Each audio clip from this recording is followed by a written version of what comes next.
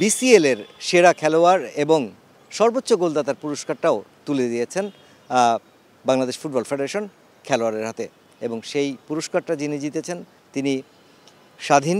তার আরও একটা পরিচয় রয়েছে, তিনি এর আগে কিন্তু আর্জেন্টিনায় একটা লিগও খেলে এসেছেন।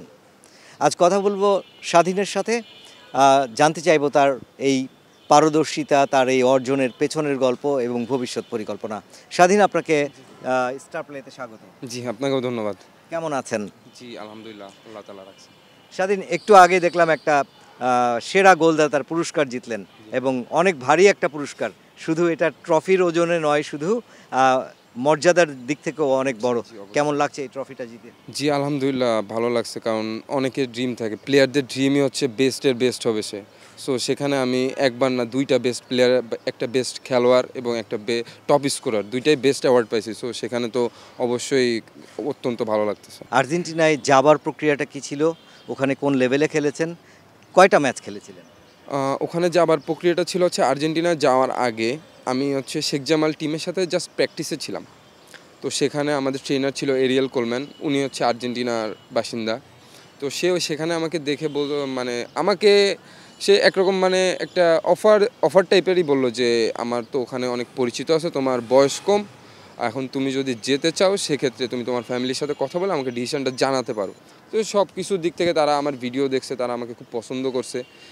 আমি যাওয়ার পরে তারা খুব ভালোভাবে আমাকে ওয়েলকাম করছে। তো আমি যেখানে ছিলাম আর্জেন্টিনার রাজধানী বুয়েনোস আইরেসের পাশের একটা জেলা আর কি, ওটাকে বলে লা প্লাতা।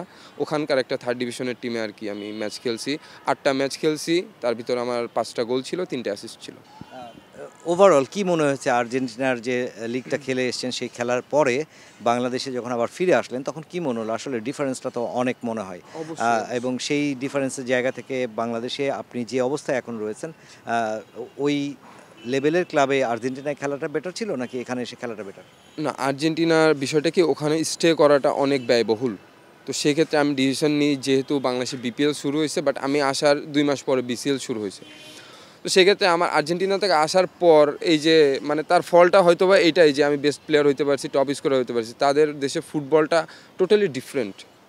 আপনার জন্য শুভকামনা যে আপনি এমন একটা জায়গায় খেলছেন। ভবিষ্যৎ পরিকল্পনাটা কি? বাংলাদেশে আবাহনী, মোহামেডান, বসুন্ধরা কিংস, পুলিশ এফসির মতো বড় বড় দলগুলো রয়েছে, যদিও আপনি এখন পিডাব্লিউডি যারা নতুন ইনক্লুড হলো বিপিএলে, সেই জায়গাতে খেলবেন।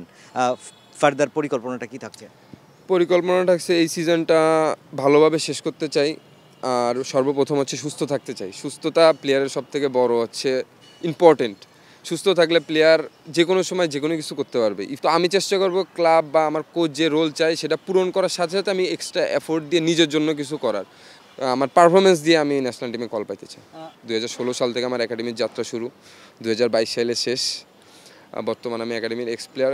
আমি বলি না, কারণ একাডেমির যে কোনো প্রয়োজন, একাডেমি বিভিন্ন জায়গায় টুর্নামেন্ট খেলে বা বিভিন্ন ম্যাচ খেলে, তো একাডেমির প্রয়োজন আমি যে কোনো সময় আমি যদি মানে আমার দ্বারা সম্ভব হয় আমি সেখানেই ছুটে যাই। আপনাকে ধন্যবাদ স্টার প্লেকে সময় দেওয়ার জন্য। যে কথা বলছিলেন স্বাধীন, যে তার স্বপ্নটা হচ্ছে এখন জাতীয় দলে খেলার, কিন্তু এই স্বাধীনের ফুটবল চর্চাটা কিন্তু শুরু হয়েছিল একটা একাডেমি থেকে, এবং যশোরের সেই প্রত্যন্ত গ্রামের সেই একাডেমি, যশোর শামসুল হুদা একাডেমি থেকে তার যাত্রা শুরু, এবং সেই যাত্রা কিন্তু আর্জেন্টিনা ঘুরে, মানে যশোর থেকে ঢাকা, ঢাকা থেকে আর্জেন্টিনা, আর্জেন্টিনা ঘুরে আবার সেই ঢাকায় এসে পৌঁছেছে, এবং এই যাত্রা নিশ্চয়ই শেষ হবে জাতীয় দলের ম্যাচ খেলা দিয়ে। স্বাধীনের সেই আশা, সেই প্রত্যাশা পূরণ হোক, সেটাই সবার চাওয়া থাকবে। Mushfiqur Rahman, star news, Dhaka.